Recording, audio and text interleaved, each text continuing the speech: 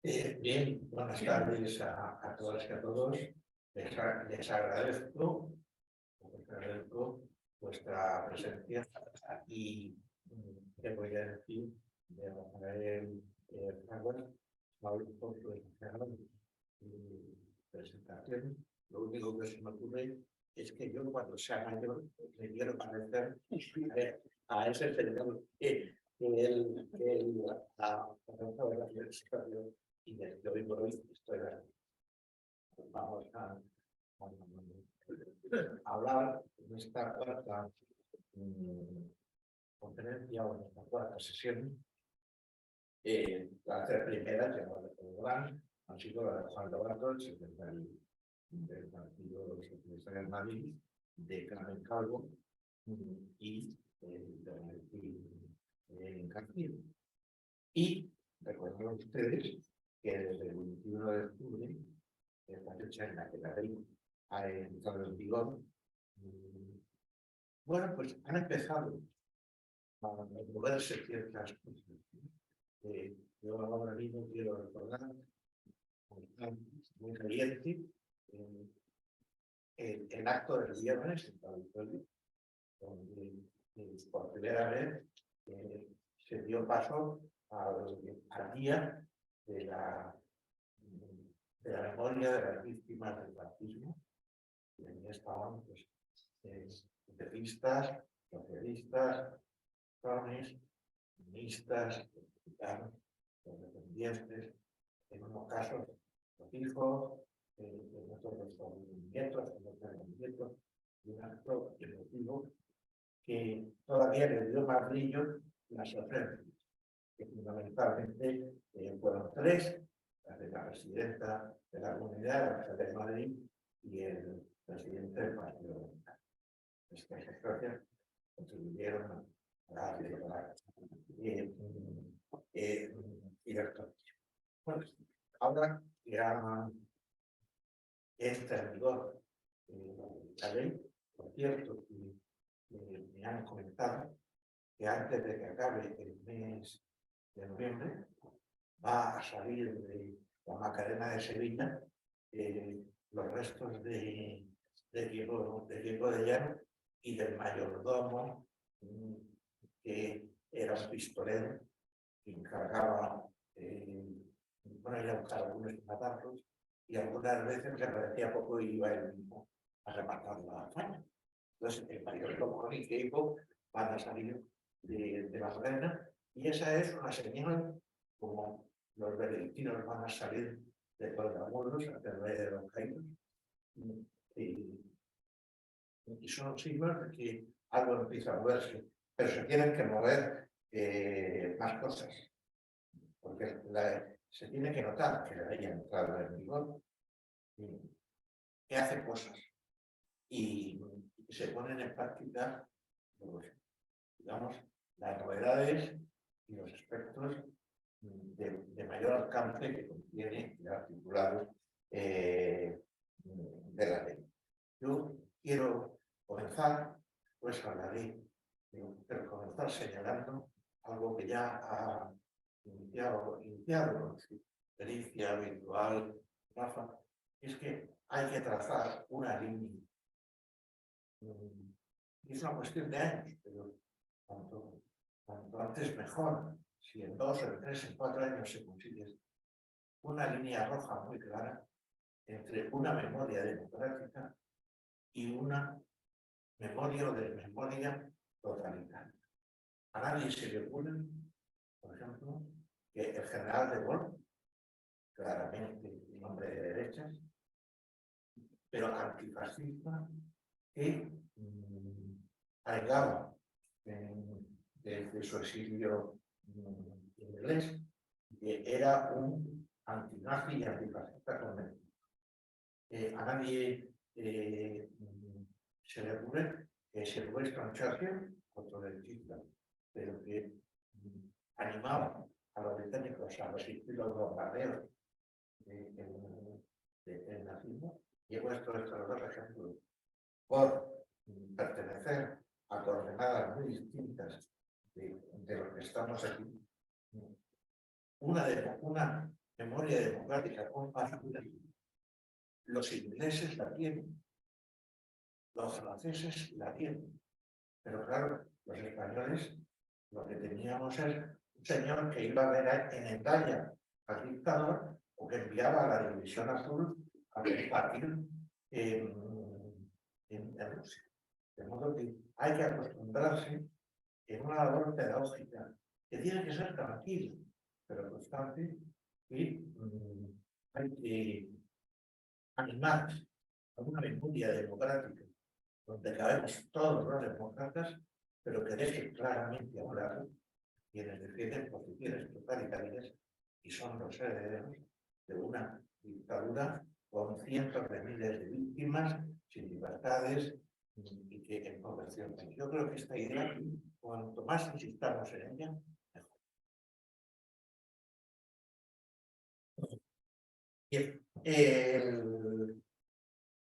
después de señalar que hace falta esta labor pedagógica, y yo creo que es muy oportuno que yo tenga noticia desde el escaso tiempo que recorreré a lo largo y ancho del país, ya han tenido lugar 14 o 15 actos bastante numerosos y la solución de una forma.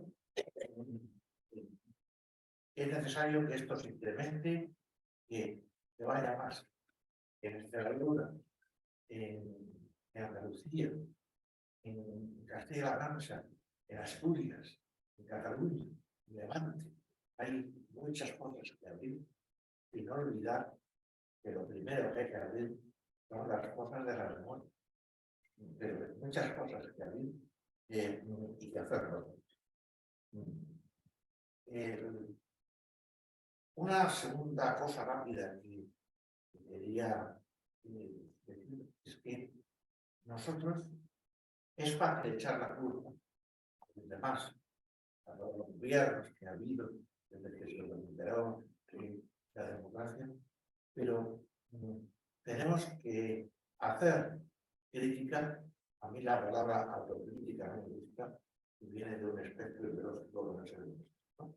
Pero la palabra crítica sí me gusta y hay que hacer crítica de que se podía y se debía haber hecho más de lo que se ha hecho, sobre todo en el terreno de la sensibilización y en el terreno de la educación y en la preparación. Da mucha pena ver a jóvenes y menos jóvenes opinando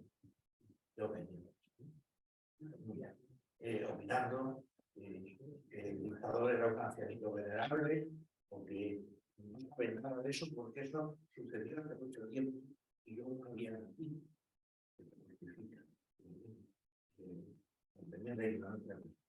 Bueno, pues yo creo que nosotros tenemos que dialogar con quienes nos han precedido.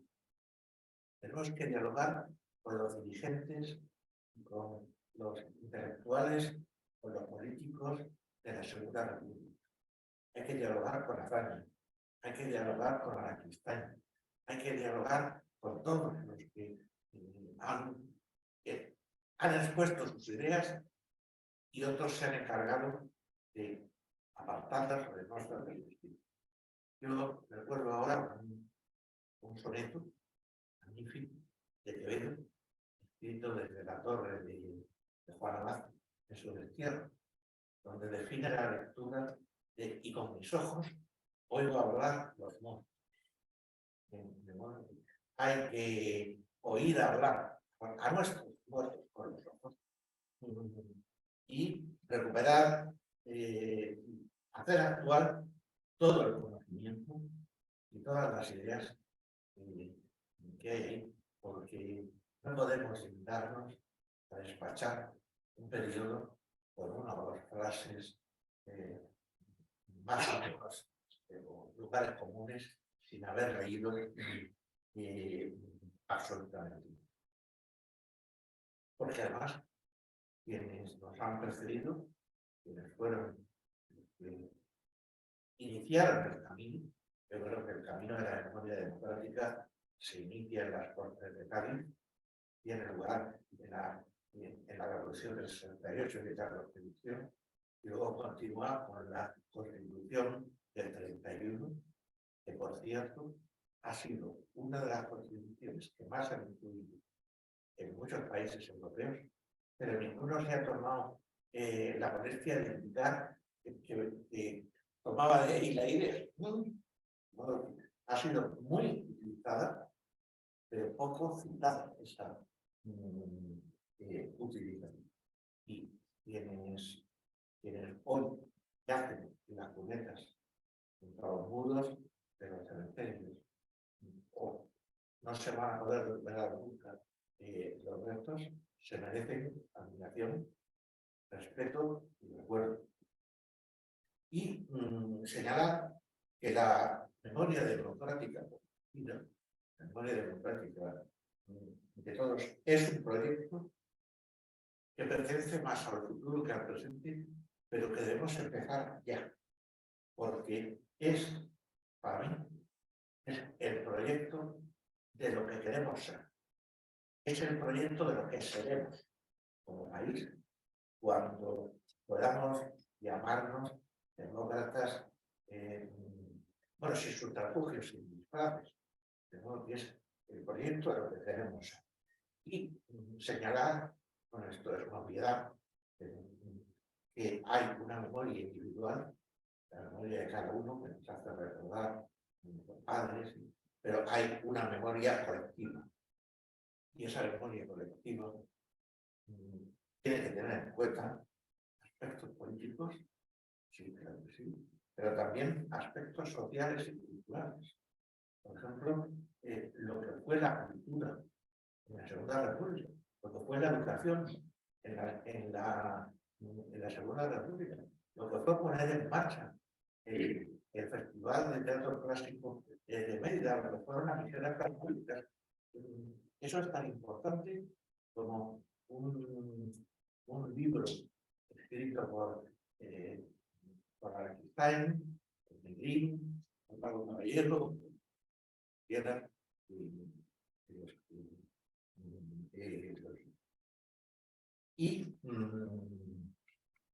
bueno, tenemos que plantar cara, o debemos plantar cara, con serenidad, al silencio y al olvido. Y señalar, que además, cuando lo hablemos, yo creo que es esta la perspectiva, de que desde este presente estamos construyendo. Somos los que desde este presente levantamos, ponemos en pie.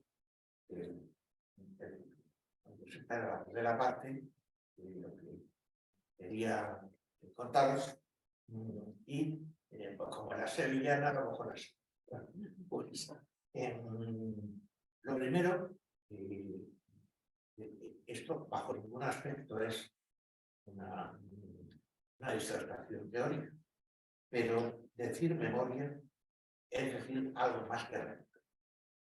Si queremos dignificar la memoria, tenemos que conceptualizar un poco y darle, tenemos que darle su valor dentro de las cosas. Porque la memoria es, yo la definiría como la savia reutilicia del futuro. Lo mismo que los árboles, o las plantas, por la savia que son capaces de reformar y de generar desarrollo en el ámbito, la memoria no es de un árbol seco ni de una planta estéril. La memoria es la que permite dar eso. De modo que los demócratas debemos invitar críticamente, pero invitar generosamente a que la memoria sea un lugar de encuentro y de responsabilidad. Invitar a todos los que se dejen, a todos los que quieran, como lugar de encuentro y como lugar de encuentro. Bueno, y ahora yo tengo un término que no sé si gustará o les gustará, pero que conviene también de vez en cuando una bullita, ¿no? Yo creo que hay que dejar atrás y hablar del Departamento de los Rectores. El Departamento de los Rectores está muy presente en algunos medios de comunicación, en algunas emisoras de radio, en algunos partidos políticos, quienes son los socios más destacados, los directivos. No necesito, cuando hablemos de prensa en formato de papel, cuando hablemos de prensa digital, cuando hablemos de partidos políticos, cuando hablemos ya le van poniendo los nombres al departamento de los rectores y a sus socios honorarios directivos mayores. Bien, ¿qué misión tienen? Porque esto conviene también recordar. ¿Qué misión tienen? Y la misión, algunos se la han autoimpuesto, pero otros siguen un guión. Y un guión mejor diseñado de lo que parece a algunos. Y es una alienar,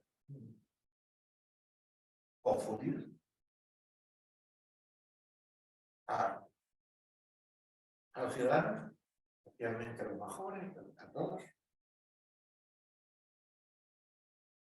Debemos resucitar o sacar del baúl de los recuerdos y de los disfraces revisionismo y vestirlos con una cara un poco más actual, mentir claramente y crear falsas realidades. Esta es la misión del Departamento de los Rectores. Algunos, entre los más destacados, permitirme ver nombres. Pío Moa y Jiménez Santos. Pero no es que como saber Camille, que sé, que me acuerdo de ellos.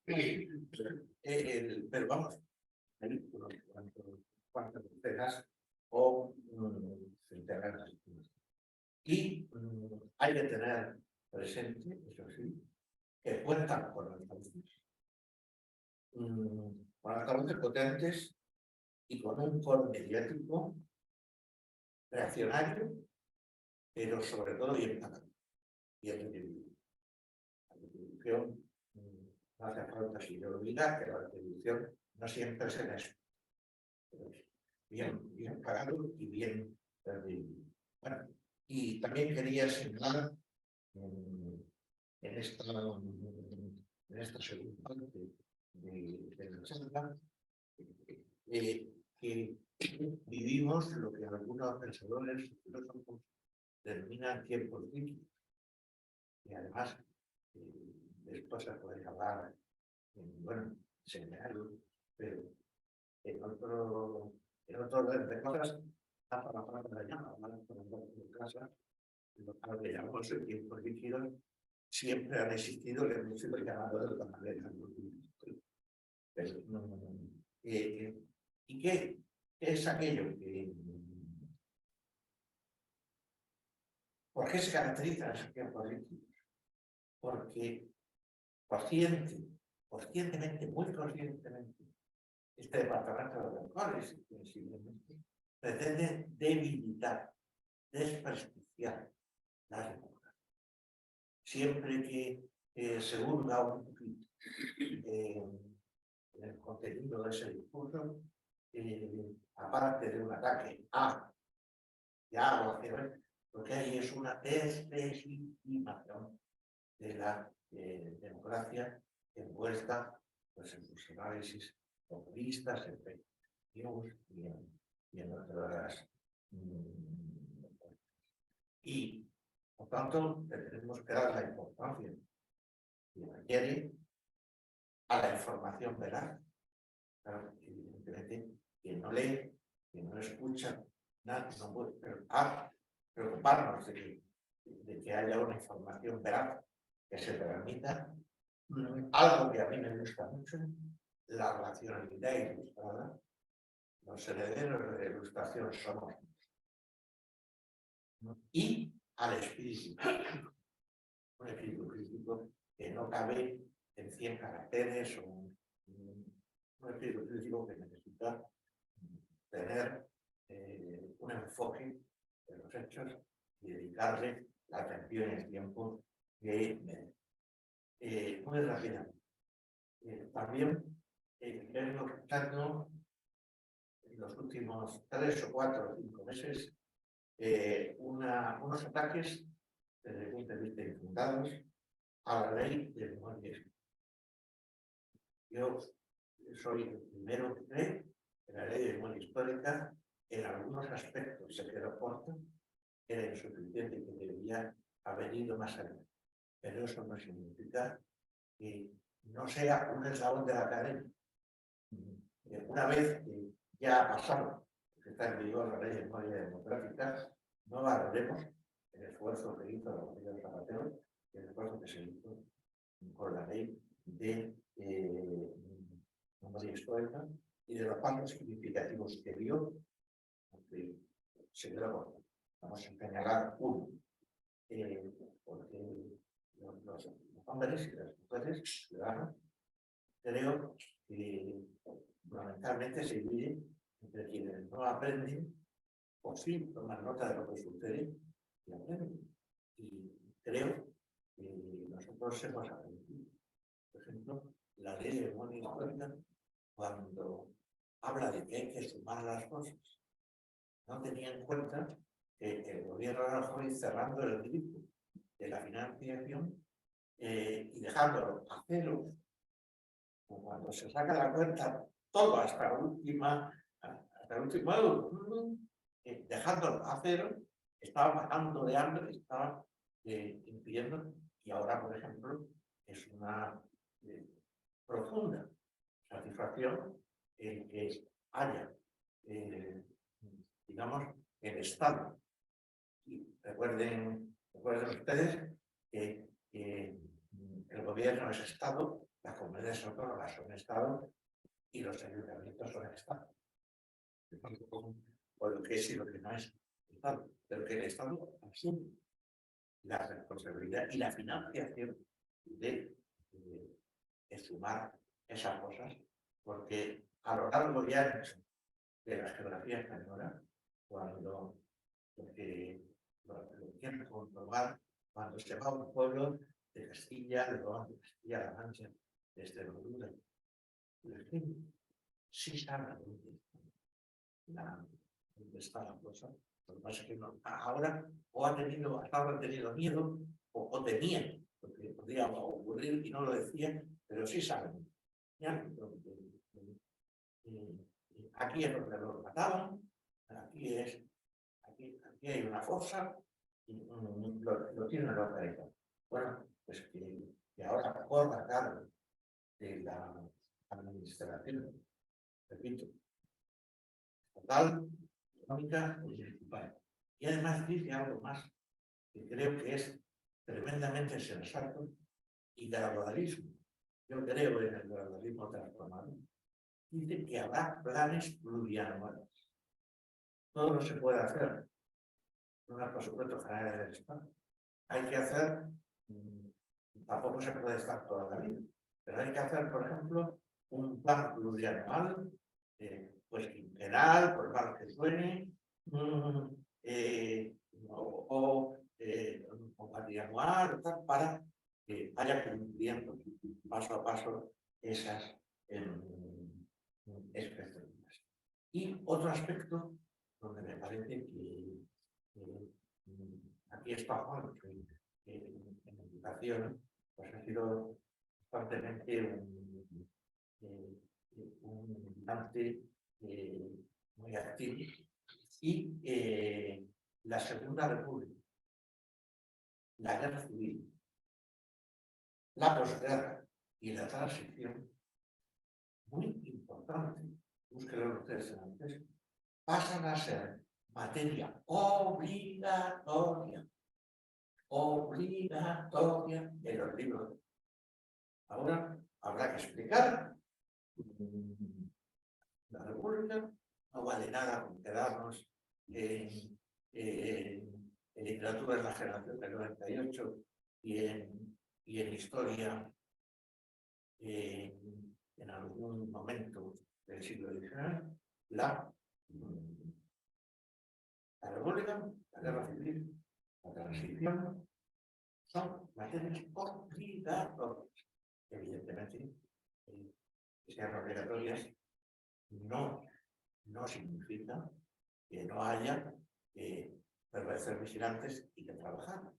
Pensar que un centro de locos va a tener entusiasmo por llevar a cabo cumplir este artículo y hay que pensar, ¿no?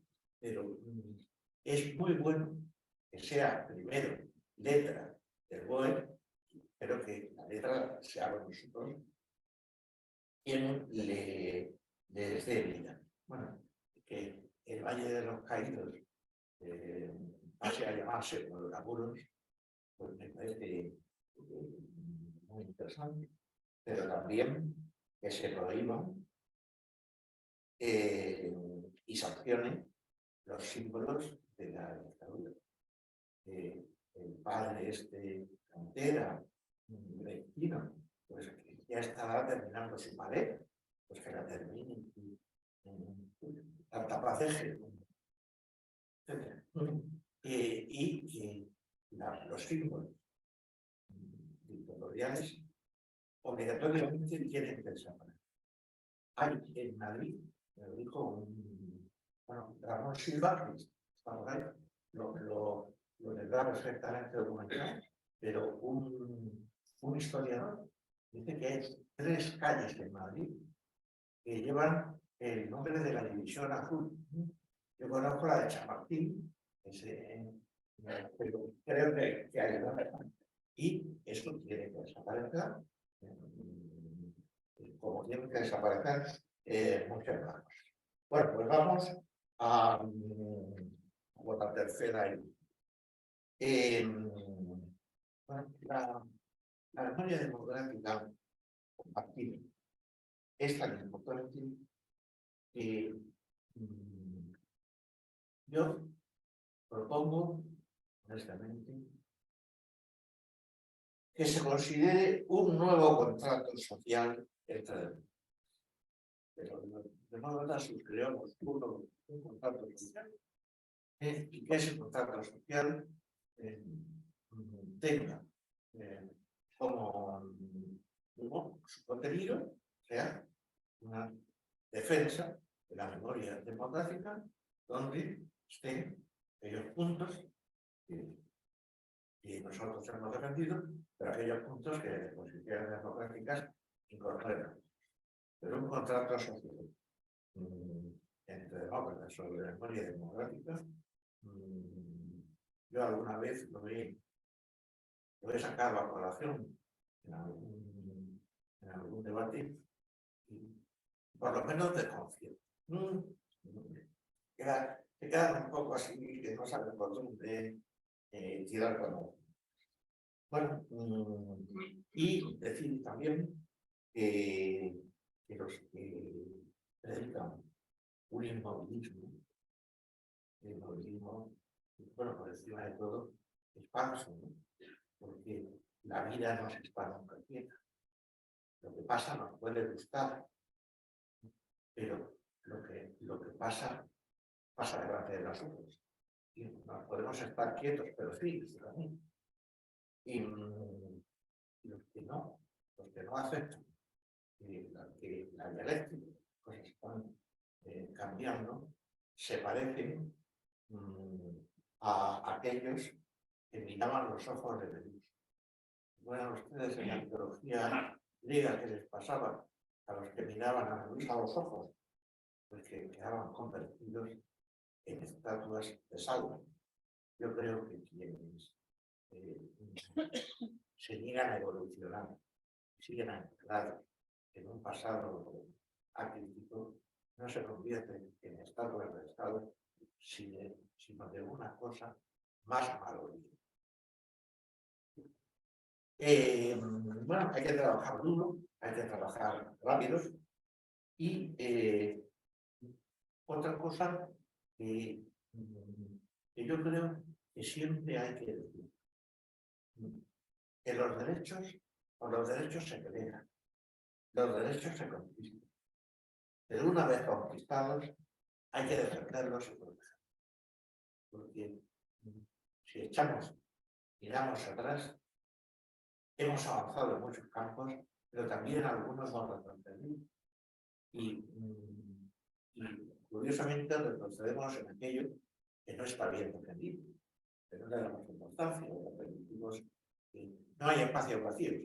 Es algo que derrumbar. De modo que primero crear, estar, pero luego proteger y defender, para evitar la involución, para evitar la conversión de los derechos. ¿Cuánta gente todos tenemos que conocer? Personas que defendían que era imposible que en España no hubiera un partido de ultraderecha. Pues ahora que hay. Es firme, ¿no? Pues cuando los derechos se sienten amenazados, hay que proteger. Y precisamente los involucionistas o los revisionistas lo que hacen es poner en peligro lo que tanto ha costado normalizar, lo que tanto ha costado conquistar, se puede perder rápidamente. Y para los demócratas, para una democracia seria, catalana, recordar es un deber. Recordar que la información veraz y el conocimiento de nuestra historia es el mejor antídoto contra los bulos, sobre todo las barbacoadas tóxicas. Nada que van a entender. A mí me gusta, cuando recordar al viejo Aristóteles, que ha pasado, cuando decía que dar el primer paso es la mitad de todo. Bueno, como no sería otra cosa, Aristóteles decía, como diría yo, se leen los trozos y los fragmentos que entren para la prueba de selectividad de seguridad de bachillerato. El resto, que lea la metafísica de Aristóteles. Y en el mejor de los sueños, pero creo que tenía, con su exageración, creo que tenía razón Aristóteles cuando tiene que empezar algo, sobre todo si se empieza con decisión, es recorrer, no sé si la mitad, pero recorrer un trecho. Bueno, y también creo que hay que decirlo, y a mí, esto se lo he oído antes que yo, a Luis Romero y a Tierno Galván, que tenían algunas cosas en común y otras no. Esto lo defendían ambos. La memoria es un deber moral. El deber ético, un deber moral, lo he oído que ambos lo han defendido. Pero es que además de ser un deber moral, es un acto de justicia hacia quienes dieron su libertad, su vida, su sufrimiento,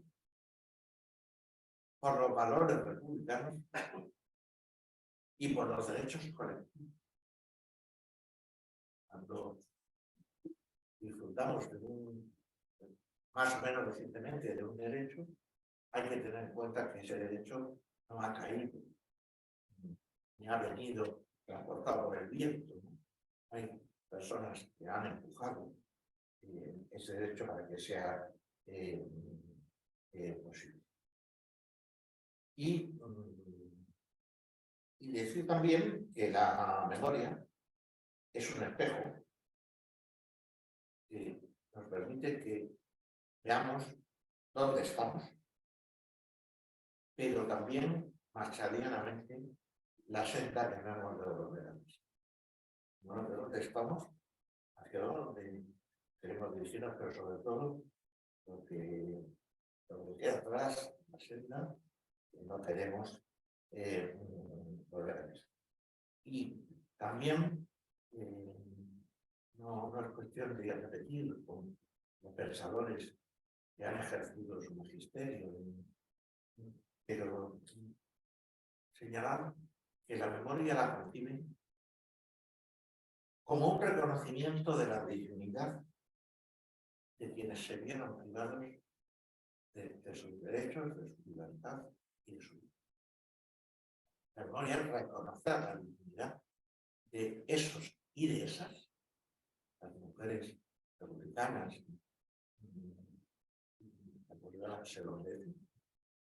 se les eliminaron sus derechos y en ocasiones también su vida. Y creo que para argumentar en los debates, pues es bueno decir que la memoria del pasado ayuda a construir y levantar la democracia. Es otro punto de argumentario que conviene que insistamos. Y luego, un aviso para navegantes, que es cuidado con el memoricidio. Los que han querido atar la memoria, los que han hecho todo lo posible porque se olvidara una época, un pensamiento, unos derechos, unas personas, y los que han predicado, porque además predicar les va mucho, pero los que han predicado ese homicidio y otra cuestión por la que creo que hay, a la que creo que hay que enfrentarse con humildad, pero con interés, son las falsas equidistancias. Bueno, también hubo quien mató, quien... Cuidado, vamos a estudiar y decir que la guerra civil se cometieron, bueno, barbaridades, se cometieron crímenes por ambos bandos, es evidente, pero decir que una vez finalizada la guerra civil, cuántos cientos de miles fueron encarcelados, murieron en las cárceles o se les dejó morir de hambre y de enfermedades, perdieron sus derechos, perdieron sus casas. Y yo quiero ser ya en esta parte final, para que haya tiempo, si queréis, de dialogar. Quiero plantear que hay cuestiones que no debemos tener miedo a incluirlas dentro de la memoria democrática. Por ejemplo, esa infamia que son las inmatriculaciones. Las inmatriculaciones también son memoria democrática. Cuando una institución que ha tomado el Evangelio en beneficio propio, solo la multiplicación de los panes y de los peces, con el paro de la dictadura, pues cuando han arreglado unos cuantos miles de edificios, sobre todo para el culto, como pueden ser garajes, como pueden ser casas particulares, como pueden ser fincas, y ha acumulado sin otro requisito, el de actuar con absoluta impunidad. Eso es. Bien, pues del memoricidio, solo añadir que el olvido es un poderoso instrumento en manos de quienes lo que quieren o quieren borrar sus desmanes. Claro, ¿qué mejor manera de que no sepamos nunca qué ocurrió? Es decir, de qué son responsables, que partir de cero, como dicen los niños, pelillos a la mar. Esto no, partimos de cero. No. Pero claro, partir de cero es no tener en cuenta unos cuantos hechos, no voy a insistir más, pero ocurridos desde el 39 hasta el 75. Recuerden simplemente que Franco murió fusilado.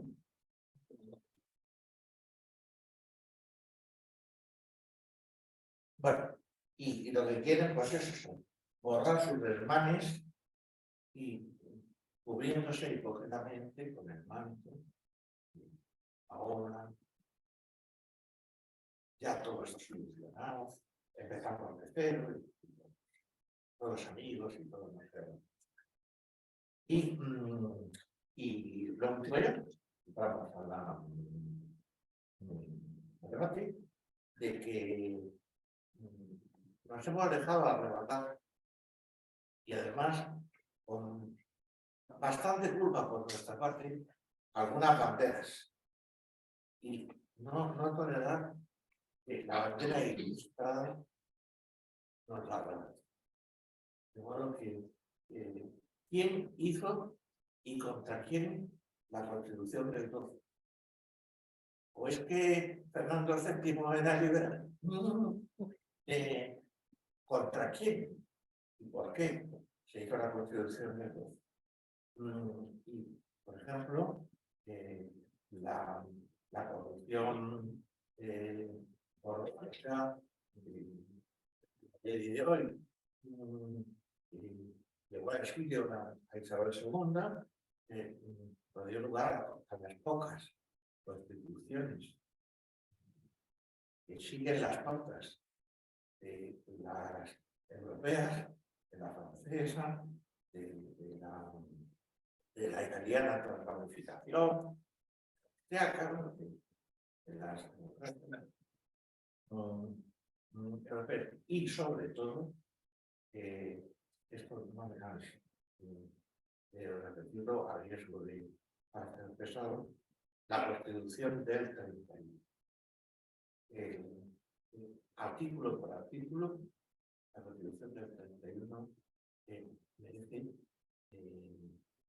no una atención historiográfica, sino propone muchas cosas que pertenecen al futuro. Por ejemplo, cuando nos toman el pelo, y así ya también, con que España es un estado aconfesional, me parece que hay una confesión ligeramente mejor tratada que otras. Cuando es un estado aconfesional y cuando decir el artículo de la Constitución del 31, que el Estado español es laico, declarar el laicismo entre la seña de identidad del Estado y muchas otras cosas que no se me gusta tratar. Y termino señalando que desde mi punto de vista la batalla dialéctica, la necesidad de defender nuestras posiciones con la ley y memoria democrática se basa en que nos decidamos a continuar por la senda ilustrada y que, digamos, que pongamos pie en pared, que seamos muy firmes, impidiendo que los que quieren transgredir esa agenda ilustrada se disfracen como se disfracen. Ahora mismo el disfraz que más les va es el de populistas reaccionarios, por los distintos disfraces que adoptan, no tolerar que, digamos, que desmantelen la agenda ilustrada. Y bueno, pues agradecerles su presencia y su atención y decir que digamos, este curso, esta iniciativa, esta actividad dada la memoria democrática, tienen ustedes a la salida los actos que hubo en septiembre, en octubre y en noviembre, pero pronto, no sé si en el próximo o en el siguiente, tendrá en sus manos otro híptico con los actos de diciembre y de enero, y luego otro con febrero y con marzo, y a últimos de marzo o primeros de abril, necesariamente pondremos fin a estas reflexiones, a estos debates sobre memoria democrática, porque tenemos unas elecciones en el caso de Madrid, autonómicas y municipales, donde no hace falta que insista en esto, lo más mínimo, hay que echar a la red. Pues muchísimas gracias por tu atención.